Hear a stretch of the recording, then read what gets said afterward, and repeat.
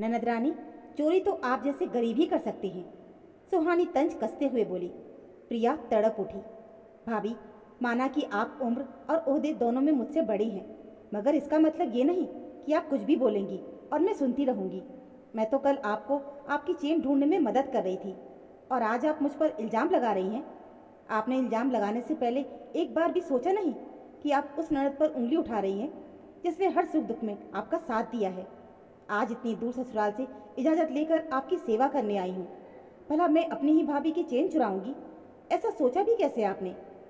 बोलते बोलते प्रिया रोने लगी। देखा आपने, एक तो चोरी, ऊपर से सीना चोरी, एक तो मेरी चेन चुरा ली और अब मगरमच्छ के आंसू बहा रही है। पंकज, ये ऐसे नहीं मानने वाली। गुस्से में फुफकारती हुई सुहानी बोली। पंकज कड़क आवाज में बोला। प्रिया देख, हम तेरे घर की परिस्थिति को भली भांति वाकिफ हैं। हम जानते हैं कि दामाद जी को व्यापार में बहुत बड़ा नुकसान हुआ है।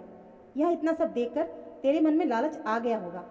हमारे घर के ठाट बाट किसी का भी मन मोह सकते हैं और तू ठहरी गरीब। हम जानते हैं ये चेन तूने ही चुराई है, इसलिए चेन वापस दे दे, वरना मैं तुझे धक्के मार के यहाँ से निकाल दूंगा। इससे अच्छा होगा कि तू अभी की अभी अपनी गलती मान ले। अपने सगे भाई के मुंह से ये बात सुनकर प्रिया पूरी तरह टूट गई। उसकी आंखों से आंसू लगातार बह रहे थे। प्रिया ने अपना पूरा सूटकेस उन लोगों के सामने खाली कर दिया।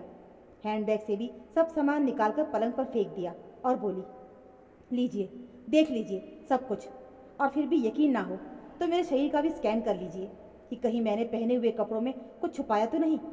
मैं ये सब यहीं छोड़कर जा रही हूँ ताकि आप लोग मेरे सारे कपड़े अच्छे से चेक कर पाओ कि कहीं किसी कपड़े की खुफिया जेब में मैंने वो चेन न छुपा रखी हो। रोते रोते प्रिया अपने मायके से बाहर निकल गई। पिता कैलाश जी, छोटा भाई अनूप और छोटी भाभी किरण ये हंगामा देखकर अपने अपने कमरे से बाहर आ गए और प्रिया को रोकने लगे, मगर प्रिया गुस्से और अपमान की आग में जलती हुई घर के मेन गेट तक आ गई।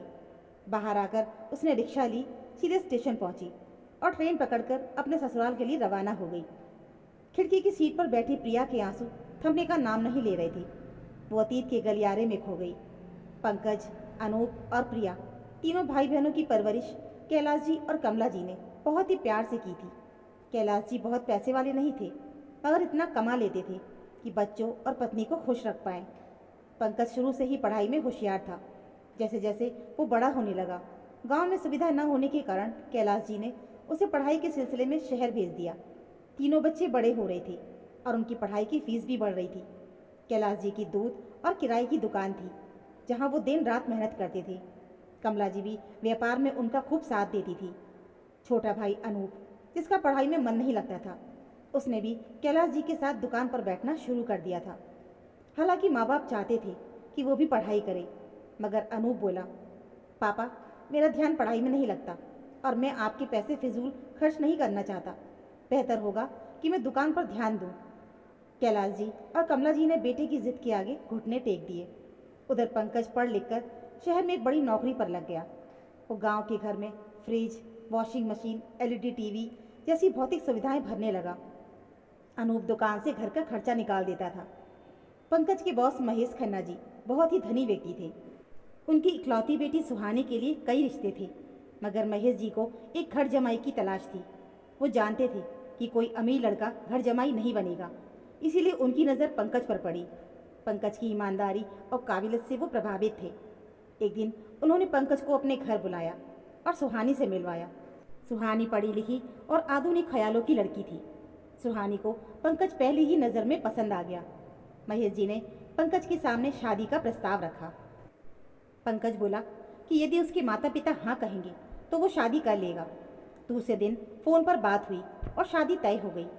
शादी के बाद महेश जी ने दोनों को हनीमून के लिए कश्मीर भेज दिया। वहाँ से लौटकर जब सुहानी गांव आई तो 15 दिनों में ही उसका मन उब गया। शहर लौटकर वो पंकज से बोली, पंकज, पापा कह रहे थे कि उनके बंगले के ऊपर एक फ्लोर खाली पड़ा है, हम वहीं रहने चलें, इससे किराया भी बचेगा। पंकज पहले तो हिचकिचाया कि लोग उसे घर जमाई कहेंगे, मगर ससुर महेश जी के दबाव और करोड़ों की संपत्ति के मुंह में वो मान गया। इधर छोटे भाई अनूप की शादी गांव की सीधी सादी लड़की किरण से हो गई। इस शादी में पंकज और सुहानी फॉरेन ट्रिप पर होने के कारण नहीं आ पाए। किरण ने घर परिवार को बहुत अच्छे से संभाला। इसके बाद प्रिया की शादी भी एक संपन्न परिवार के लड़के वरुण से तय हो गई। मगर सुहानी की प्रेगनेंसी का बहाना बनाकर पंकज और सुहानी इस शादी में भी नहीं आए। पंकज अब पूरी तरह सुहानी के रंग में रंग चुका था और उसे गांव के रिश्ते नातों से कोई मतलब ही नहीं रह गया था। शादी के कुछ समय के बाद माँ कमला जी का भी देहांत हो गया। पंकज अकेला आया और क्रियाक्रम करके तुरंत लौट गया। कुछ महीनों के बाद खबर आई कि सुहानी का अबॉर्शन कराना पड़ा है। छोटी भाभी किरण ने सुहानी को देखभाल के लिए गांव बुलाया। पंकज कार में बैठाकर सुहानी को गांव ले आया। ननद प्रिया भी अपने ससुराल से इजाज़त लेकर भाभी की सेवा करने मायके आ गई। प्रिया और किरण मिलकर सुहानी का खूब ख्याल रख रही थी। तभी एक दिन प्रिया के पास वरुण का फ़ोन आया। वरुण का व्यापार पूरी तरह डूब चुका था और वो भारी कर्ज में आ गया था। ये सुनकर प्रिया फपक फपक के रो पड़ी। अनूप और किरण ने उसे ढांढस बताया कि वो उसकी मदद करेंगे। इस दुख के बावजूद भी प्रिया सुहानी की सेवा में लगी रही।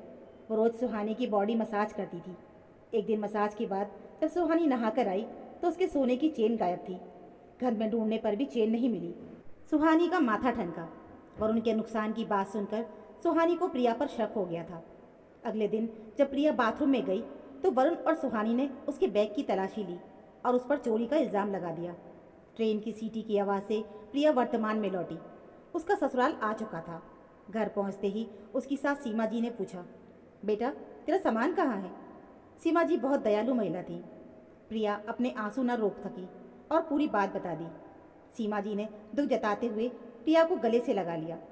रात को जब वरुण घर आया तो प्रिया ने रोते हुए कहा, वरुण आपका व्यापार क्या डूबा? मेरे भाई भाभी ने मुझे चोर घोषित कर दिया। वरुण ने दिलासा दिया, तुम फिक्र मत करो प्रिया, ये बुरे हालात भी बदलेंगे। प्रिया ने सख्त लहजे में कहा, आज से मेरा अपने बड़े भाई भाभी से रिश्ता खत्म। अब हम दोनों मिलकर फिर से मेहनत करेंगे। उधर मायके में जब पिता कैलाश जी, अनूप और किरण को इस नीच हरकत का पता चला तो वो पंकज और सुहानी पर बहुत गुस्सा हुए। अनूप और किरण ने प्रिया को मनाने के लिए कई फ़ोन भी किए। अगले 4 सालों तक प्रिया और वरुण ने जी तोड़ के मेहनत की और अपना डूबा हुआ व्यापार फिर से खड़ा कर लिया। सारे कर्ज चुका दिए। प्रिया कभी कभार सिर्फ अपने बूढ़े पिता कैलाश जी का हालचाल पूछ लिया करती थी। एक दिन प्रिया ने अपने पिता को फ़ोन किया। कैलाश जी रोते हुए बोले, बेटिया मेरी पूरी बात सुन ले, तेरा बाप बूढ़ा हो चला है। थोड़े दिन पहले हमारी पुरानी काम वाली लक्ष्मी पड़ोस में चोरी करते हुए पकड़ी गई। उसने कबूल किया है कि सुहानी की चेन भी उसी ने ही चुराई थी। तेरे बड़े भाई भाभी अपनी गलती पर बहुत शर्मिंदा हैं।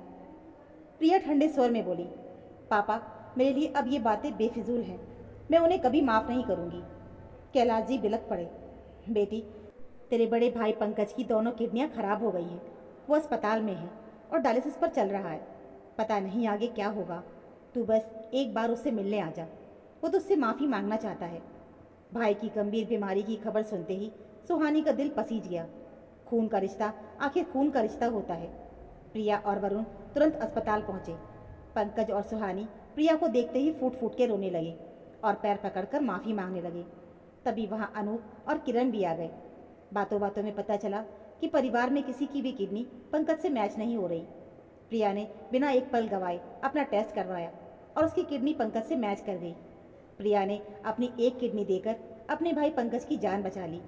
आज पंकज और सुहानी अपनी खुदगर्जी और शर्मिंदगी के बोझ तले गड़े जा रहे थे। दोस्तों, धन दौलत और स्थिति कभी भी एक जैसी नहीं रहती, लेकिन रिश्ते और आत्मसम्मान अनमोल होते हैं। किसी की मजबूरी या गरीबी का मजाक उड़ाकर उस पर बिना सोचे समझे झूठा इल्ज़ाम लगाना रिश्तों में ऐसी दरार पैदा कर देता है जो कभी नहीं बढ़ती। हमें मुश्किल वक्त में अपनों का सहारा बनना चाहिए, ना कि उन पर उंगली उठानी चाहिए। तो दोस्तों, ये थी हमारी आज की कहानी। उम्मीद है ये कहानी आपको ज़रूर पसंद आई होगी। कहानी अच्छी लगी हो तो प्लीज़ वीडियो को लाइक और चैनल को सब्सक्राइब ज़रूर कर लीजिएगा। मिलते हैं फिर एक और नई कहानी के साथ। तब तक के लिए धन्यवाद।